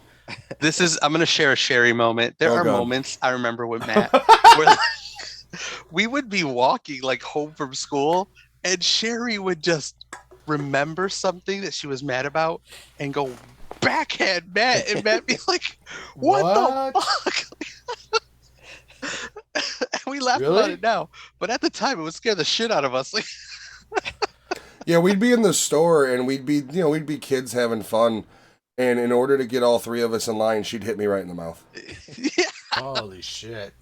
Oh my God. That was Sherry, yeah. She was your mother had the quickest hands. Mm-hmm. Yeah, that's why she had all that arthritis as she got older, because she beat the shit out of her hands by punching us. My God. They called her old Sherry fast hands. Yeah, she really was one. She wouldn't say your name. She would fucking deck you and then yell at you and then continue the beating. She was a rough bitch. Yeah. She was crazy. She was a championship Oh my God. slapper in her youth. Oh yeah, the way she always hit with her palms too. So she wasn't slapping you; she was punching you with her palms. Would she have done good in the fucking Russian fucking slap competitions? Oh fuck. Oh yeah. She'd have cleaned house. Yeah, because she was just so quick. It would be one shot as long as she goes first. Giovanni's right. You would say something and she wouldn't like what you said, and it would be just right in the mouth, or as hard as she could upside the head to what I can only assume is what concussion grade feels like. For the Russian slap fights, it'd be Matt and a bigger dude eyeball each other. Right. And you'd be like, no, and you step out of the way and your mom's right there. You didn't grow up in my white trash household, buddy. Take your fucking swing. Yeah, no, she she was a rough shit. As I get older in life, it's one of the few things that I have conflict with from her death, because it's how do you have the thought in your head as you get older, and whether it's repressed or whether it's just you're remembering or it's always sat there. How do you get older and kind of think well, my dead mom was kind of a piece of shit. In some ways, the woman was just fucking poison, bro. Does it build good character for you, or does it build I don't know. I mean, character for you? I'm a rough shit in life, whether it be growing up that way or growing up just how we did in general in the era. I don't know, but I make no excuses for who I am. I'm a rough individual. I don't fuck around. I say what I think, and I say it to the point. And it's probably to the detriment. I mean, I think it's what's probably done me well in my sales career, to be honest with you. But would I say raising a child that at any point should expect a blow to the face? No, I'd say probably go different methods to get the best out of your kids. Yeah. I personally wouldn't raise my kids with the fear of any moment I could have my lip busted or my my glasses broken because my mom took a swing at me. You know, going that forward, sort of shit. are you a better person? I don't know. I don't know what kind of person I am. I think it's egotistical to try to rate yourself. I could be a horrible No. piece of I don't shit. mean it that way. I don't mean it that way. I mean, as far as experience. I don't know. I mean, it creates scarring is the problem. I've been whooped with a fucking leather fucking sandal in front of all my friends on Roscoe Village with a fucking 2-inch fucking sandal. I mean, I think the problem with that sort of shit is it creates everlasting trauma, and it's one of those things where it did to me too. You go through life and you wear it. It's just how well you wear it. When I say the kid would have been held up by their arm, I was actually held up by my arm and being whooped down Roscoe Village. The problem by was a 2-inch fucking sandal, leather sandal. My mother was doing it in a time where the culture was changing, so that's why things like she had a DCFS investigation on her, and shit like that. So it's like she about a 20-year difference between when she was doing it. It was becoming that point that people were going, what the fuck, this isn't acceptable. And that's what caught her up with that a little bit, because she legitimately would beat the shit out of us. And, like, the world changed her. I mean, we look at, like, it's probably bad to say it this way, but we look at children differently nowadays the way we look at dogs differently. Like, dogs in the 70s and 80s could be, oh, he's sick? Well, I'm going to take him out back and shoot him, and that's what it is. Maybe another stray will come by. And children, not that they were the same way, but children back in the 80s were much more looked at like, you're my property. And nobody's going to tell me I can't beat the fuck out of you. Nobody's going to tell me that I can't make you do things. Like, you're my child. And I think nowadays we look at it. Yeah, I mean, we progress as far as how we take care of children in general. It's a hard progression, you know? I mean, I don't know. I think getting your ass whooped as a kid from your own family over and over builds thick skin, builds a backbone, builds a I don't give a fuck attitude. I can't say those things are maybe the best things you want going through life all the time. Yeah, no. You know, I've had issues. I had marks going at least 2 feet from my lower back to my fucking thighs, dude, with a fucking 2-inch fucking leather sandal. We just had chancla marks. Oh no, that's what our mom would beat us with. My shit was worse than that chocolate marks that you guys had. Fucking so you guys are in the. Oh my god, you shouldn't do that. Mine was like, holy shit, what the fuck happened? I also think I couldn't sit down. The scale of the punishment to crime has changed too. Like, as the years have gone by, like it used to be like, oh, you spilled milk, did you? Like, and you got the shit beat out of you, and that slowly progressed to like spilled paint. You know, did this, put a dent in the car, and now to the point of it's like, oh, you killed the neighbor's cat? Well, time out for you, mister. Like, you know, time out. You know, I think they become Jeffrey Dahmer. I think there's a weird, maybe as fucked up as this, there's probably a weird dichotomy to at some point getting your ass beat a little bit to being somewhat of a normal adult. Although I wouldn't rate myself as normal. I mean, I don't know how we got off on this tangent. Yeah. Well, the point is, 8-Bit Christmas is a fraud. It's not Chicago. It's Batavia. These kids are all lily pansies. The language is inappropriate because it's not real. No, I like this movie a lot. I think they did a really good job of like trying to capture those Christmas movies of old feel. And making it kind of PC just to get it out there, but they still used the words that they wanted to say in a way. You know, they danced around it. Yeah. They danced around it. And they also acknowledge it right up front where he's like, you know, people of the past weren't really as open-minded as they are now. And I think that's a fair way to say it. They started off with, did you wear a helmet? So they started off with that little part. Yeah, we always wore helmets. So they kind of showed you like, I did appreciate the fourth wall breaking in there. Yeah, we're not going to tell you what really happened, but we're going to tell you what happened. So that was kind of cool. Yeah, like, it's basically like it's Neil Patrick Harris winking. You know, if he were to wink to the camera, that's basically how they treated it. Yeah. You know, funny you said that the fourth wall thing. My daughter kept saying, every time Neil Patrick Harris was on screen, she goes, "Is he about ready to break the fourth wall?" And I'm like, "Let's just watch the movie and figure it out." Like she kept saying it every time that Neil Patrick Harris. Well, they did use him as that device. Yeah, only when he would look at the screen would she say that, and I'm like, slow the fuck down, dude. But just be like, that's exactly what he's doing, sweetie. Yes. Yeah. I was like, let's just watch. Let's just watch. Like growing up, in near those times and understanding the movie, there was a lot of things I'm pretty sure we could relate to. Like I was telling Anthony just before we started, I saw a lot of my friends in those characters. Like I know who that was. I know who that was. I know who that was. And this is a. Who was the weird kid? Who was the weird kid? Yeah. Steven. Steven! That's what I was fucking thinking when I was watching the movie. Yeah. I need to know who Steven is. Steven was awesome and he was funny, but he had a trigger to where if he didn't want to be involved, he went total cuckoo bananas. Oh, yeah. Yeah, he was the kid that he was so disruptive they put him in the closet. Ooh. And oh no. And he got bored in the closet and he started to do the military barrel roll outside of the closet where he was visible on the floor, just like blah blah blah blah blah, just making noises and shit. I like Steven. He was a funny motherfucker, but like as he got older he leveled out, but when he was younger I don't know, man. He was the weird kid. Yeah, he was the definition of the weird kid. So who was the Cyrus kid or the Josh or whatever, Josh Jorski? The rich kid? No, the heavy metal dude on the top of the hill. Dude, he sounded like what's his face from How I Met Your Mother. He almost sounded like Jason Segel. A little bit, yeah. He was like the poor man's Adam Sandler. But did you have one of those guys, those guys that sat at the top of the hill? Did you guys ever play King of the Mountain or no? I didn't really have a bully per se. I didn't have. Yeah, we didn't have. Yeah, I hung out with Matt. You guys are lucky. Well, see, when I was younger, I got bullied, and then I got older and learned how to talk back, and I started that, and then with my size, like I didn't really get fucked with. Like by 8th grade, like you weren't bullying me because I was 2 times your size.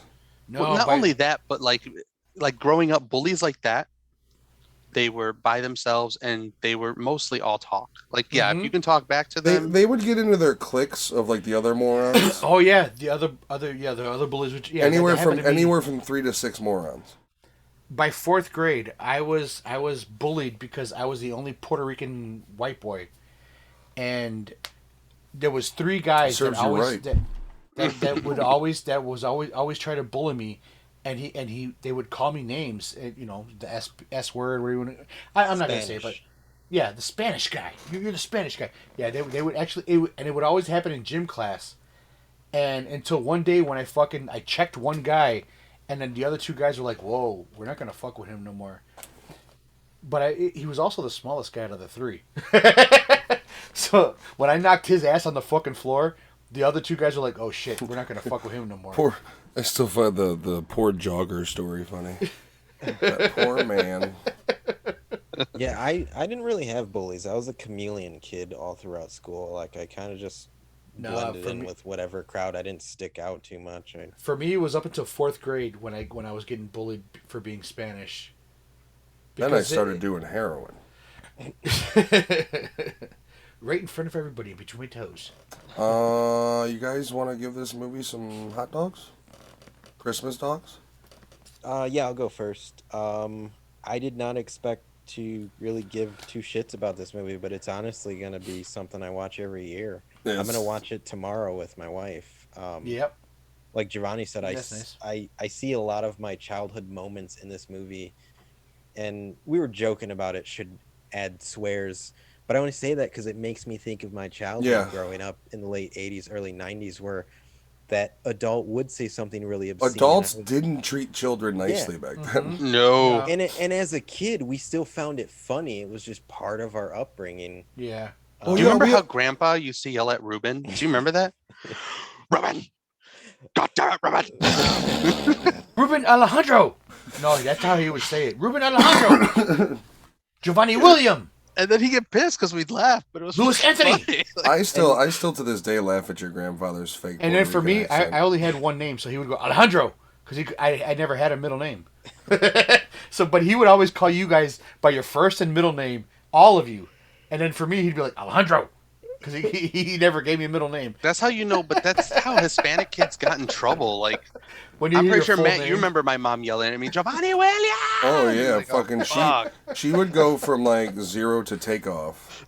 Yeah, like, My, Like that, my yeah. son, my son knows when we say Rory James that he's doing a no-no. He's like, "Ruh-roh." Matt didn't get that. Matt didn't even get his name. He just got the backhand. yeah. If I got the luxury of a Matthew Lewis, I knew to run. They should have changed your name to Matt Backhand. Yeah. Hey, bloody lip, come here.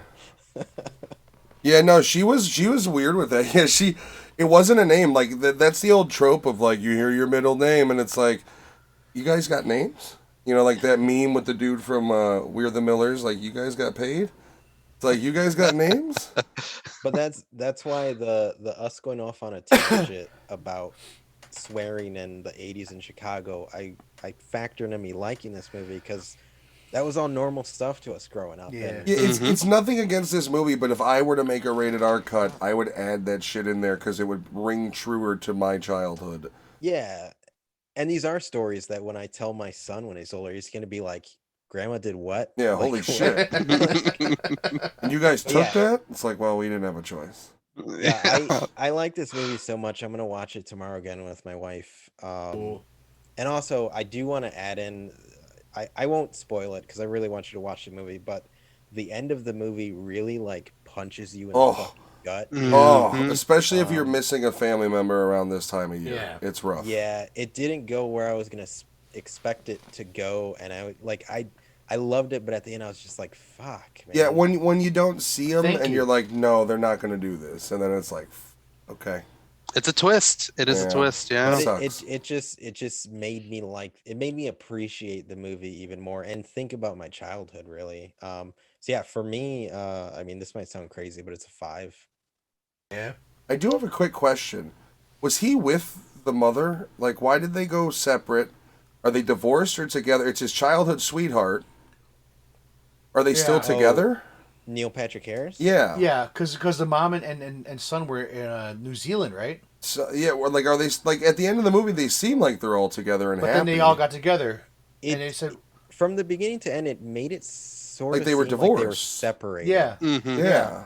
But why would you separate the two kids like that? That doesn't make any sense. yeah." Unless they were together and they just had to travel separately. possibly. Because the way he talks to her, Reference. yeah, when he says her last name, like, you know, her, because they reference her the entire movie because about his boots. You're wearing her boots. The girl's name they say that her? yeah, the girl's name they say the whole movie is the one they say he's wearing the boots of. So it's Okay. so she's his childhood sweetheart.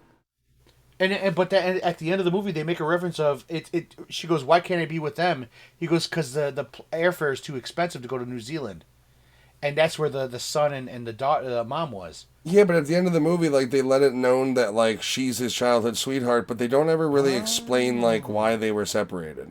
Yeah. Okay. And it's weird that you would separate the children like that if you were... Well, I was curious because with Neil Patrick Harris being openly gay, I was wondering if like maybe he became gay, you know, from. So I would just like really no honestly, because of the character that he portrays, you know, like. Are they had gonna, separated. because eventually he became, you know, like he realized that he was gay. No, seriously. It's an honest to God thing that it happens. I didn't get that vibe. I did get the whole movie like they were divorced vibe. Yeah. Or separated or whatever. I guess it's weird how they don't really touch upon it. They just kind of like they throw it at you. Unless the idea of him saying like her name and letting you know that was his childhood sweetheart is them telling you like, no, they're happy, they're together. Noticed that part. Like, Yeah. Or I mean, it could be a nod of like, you know, there are broken marriages and families, shit like, happens. you know, Yeah. thing, which would honestly make it more relatable. Right. Yeah. Especially in Illinois. He could have ended being like, "Yeah, your mother's a cunt," and then it just like cuts to the credits. but that is but here's my only thought is like, let's say they were separated, right? when she's going like, I want a phone, wouldn't you expect a line of like, well, mom will get me a phone? Right. Like, wouldn't that That's make true. sense to have something like that in comes there? up. That never comes up. So they don't. It's kind of mixed on. They don't really tell you what it is. Yeah. Now I'm more interested in their relationship. It's basically they don't let you know at all. It's like for whatever reason, it's just him and the daughter. He talks about your brother and your mother, but never in like they're never like we're going home together. Oh, we're back to Yeah, How I Met Your Mother. It's a weird situation they set up for his relationship with the wife, who is his actual childhood sweetheart. I'm gonna pay attention to that tomorrow when I rewatch it. I guess I'll go real quick. I really like this movie. I think they did a really good job of creating a modern Christmas classic that I think you can add this to your list. And if you're guys like us from Chicago, it's nice to be like, yeah, that's bullshit. They wouldn't be coming from that direction on the expressway going to Batavia. It doesn't make any sense. Like, However, you know what I mean? Like, that's what I was thinking. Like that. No. Why would they be coming from this direction? Like, but so there's things like you can point that, like things like Jen wasn't a gamer kid, so me being able to, the Power Glove's a piece of shit, and then the movie confirming it. Like, there's cool things like that. The movie, like I told Fabian, or somebody, or Nikki, or one of them, Nikki. She asked if Jake, her stepson, I guess, would like it, and I was like, yeah, it's a movie that's like a good Christmas movie for kids, and one that adults, especially if you're from the Chicago area, could definitely relate and have your own enjoyment out of it. So yeah, I'd definitely give this a 4. I like that movie a lot. I'll go. This movie, brought back all the childhood memories, brought back all the fun, great Christmases, family Christmases. Like I enjoyed it tenfold. The ending made me cry. It did hit me pretty hard. They Well, it's all die. the whole scene of like when he looks at the mother, fucking. and it's like they're both good enough actors or actors and actresses where you can like see that they're sharing pain together. Like that is a moment of like, I'm sharing my heartache with you right now. They also, I was really disappointed. I'm sorry to cut you off, that they didn't show all of his friends older. Yeah. Oh yeah. Like no, I really wanted like an especially it moment where they show them all older. How detailed it was about the twins. You know, becoming like these moguls. You would figure that they would show them somehow. That would have been cool. That would have been didn't. cool. I love the twist where you find out how Neil Patrick Harris's character actually got his Nintendo. It was perfect. It was the way he revealed it to his daughter was absolutely beautiful. Also, the treehouse is such a sweet thing for the father to make. I never saw that happening. Like that was such it like it was a twist. This hard ass dad that like kind of can relate to your dad, except he probably swore a lot less.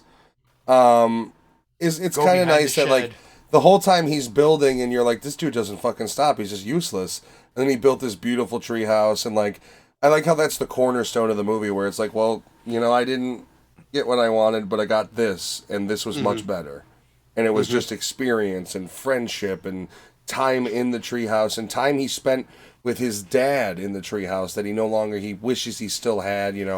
Like there's different layers that this movie, like the movie doesn't really give you the emotional shit until 75% of the way in, and then it's just kind of like, guess what, brothers, you're gonna feel some shit now.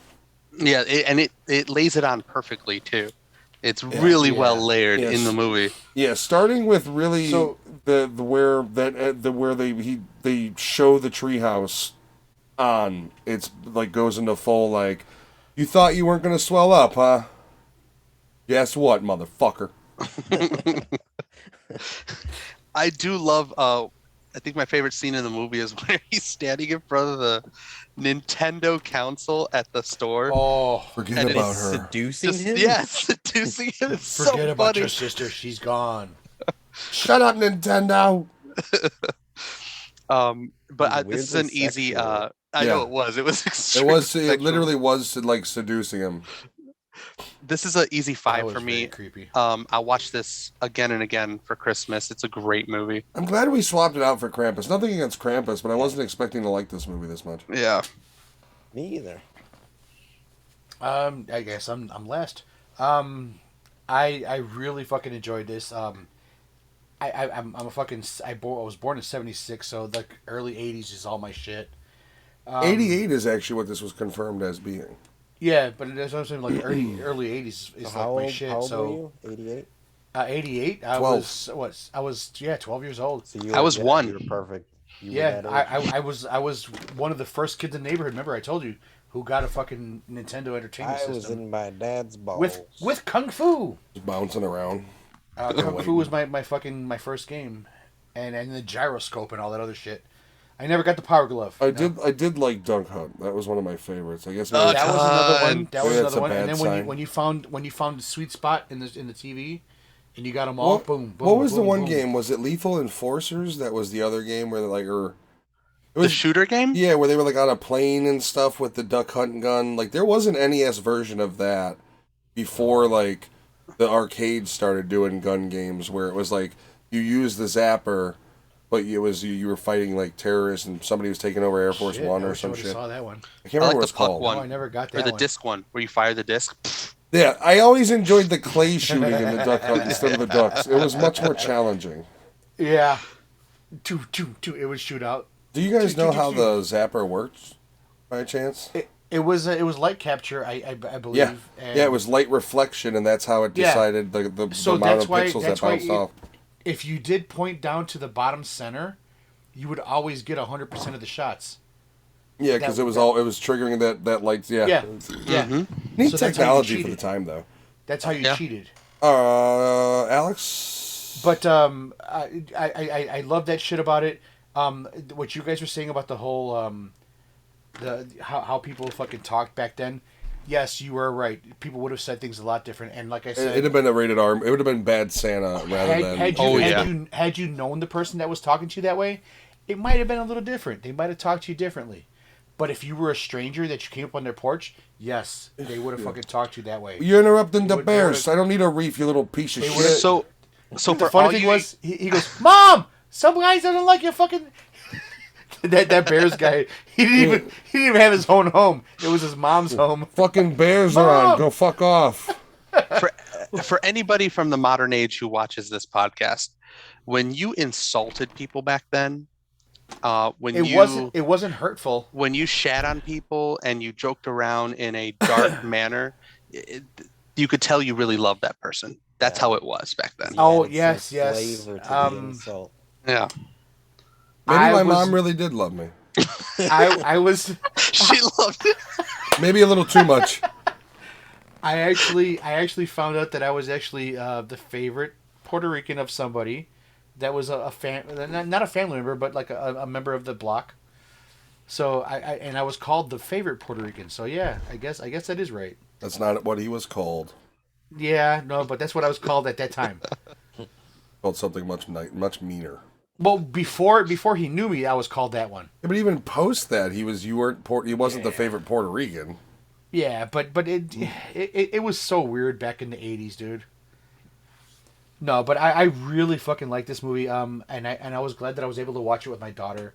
And I told her, I was like, a lot of this shit is actually true, but there are things that are not. And I told her what it was, and she was like, "Oh, okay, that's weird." I was like, "Yeah, so just so you know, this is the part that they're not." But I'm gonna go with a 4.5 on this one. Solid. It would be a 5 if they did say the things that you did hear. Yeah, Back in we the have day, to. but- It is a kids movie. It's not a rated Yeah. R. It's not a. And I think for a kids movie, they did a pretty good job of appealing to adults too. But for it what is they did. it is a very good family movie because my daughter, I was like, was this too kiddie for you? She goes, no. She goes, I actually liked it. I was like, all right, Great cool. movie. It's I was like, it's you a know- feel good movie on top of it. Like Yeah. even though the end does get a little sad, it's still not a Yeah. movie. Like you still like you walk away from it like it's a type of movie that if I walked out of the theater in it on like a cold winter day, I'd have a good feeling in my belly. Yeah. A little sad, but it's cold, you know. It's one of those movies where you talk about it after you But it leave was the theater on the way to the car. It accomplished. you know? It Yep. accomplished what it was supposed to do. Like Absolutely. you're telling your wife, yeah, I like this part. You're asking the kids, what'd you like on the way to the car? It's cold. Get in the car, kids. Like, it's if you go to see this movie and you have like a like the Cabbage Patch like Kids. a day plan. If you see like an afternoon showing with the kids and you have a day plan, like it sets you on a good course for the rest of your day. Like, I'm sorry, man. The Cabbage Patch Kids, when the guy's like, I saw a woman punch another woman. I saw a woman punch her grandmother. grandma. And they were in the family together. I was I mean, you just said he punched her grandma. Does anybody know how much Cabbage Patch Kids dolls cost? Like, legitimately? They were back like then? $99 at that time. Holy shit. So he got a dude. pretty good deal for the one for $70. Yeah. Yes, he did. So we have a family member that actually had at least 40-something Cabbage Patch Kids. Insane. Jesus. Yeah. Yes. We had All a right. family member that had that many. Well, that terrible disappointment. We will see you guys next week. Is week 4, and we are filming that next week. Yes. On location. No. Yes. Yes. All right. So look out. I know this is way after, but check out, if you haven't already, the earlier episodes. We have 5 total for December. Our final episode, which is 2 weeks from now, will be dedicated to New Year's Eve movies. So we got a few fun movies there too. So we will see you guys next week with your next Christmas movie. What's up, Alex? Throw in the new show, man. Yeah, check out. Checked it out, yeah. If you're interested at all in it's. See, I hesitate calling it a political show because it's much more current events. What's topical? I mean, we talk in the first episode. We talk everything from the Rittenhouse verdict to Travis Scott.